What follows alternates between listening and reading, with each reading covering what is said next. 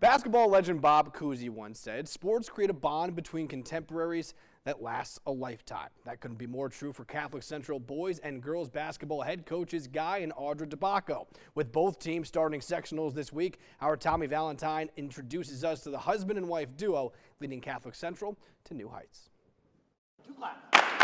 Guy Di Bacco started his coaching career in 2001 as the head JV basketball coach at Catholic Central. He made a couple stops at different Section 2 programs after that, but then an opportunity arose for Guy to return to the Crusaders as the head varsity coach in 2019. And he had a pretty good reference for the job, his wife Audra, who just so happens to be the head coach for the varsity girls team at Catholic Central. I think they were pretty familiar with his resume. I don't think I had to do very much convincing. I think it was more convincing him that it was a good idea after they asked him versus before they asked him.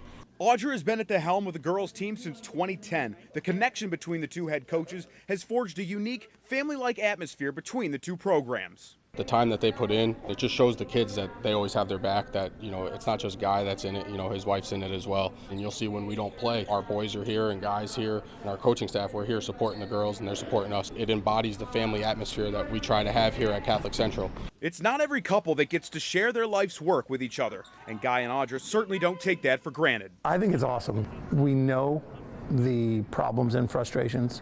I think my wife does a great job of allowing me the space after and the decompression. I think I'm still working on that and reading whether I should ask or shouldn't ask, but that may go with more than just basketball. I could come home and if I don't want to talk about it, we don't talk about it. If we want to talk and bounce ideas off, you know, the kitchen table, there's plays, I mean, drawn all over the place, and it gives us a balance. I think sometimes when maybe one person is a coach and the other person is not, you don't understand it sometimes. So I think we understand each other very well and it just works for us. While Guy and Audra are their own biggest critics on the court, they're each other's biggest supporters. She will speak her mind and demand effort and excellence from her players, regardless if it's the first player on the team versus, well, this year, the 8th.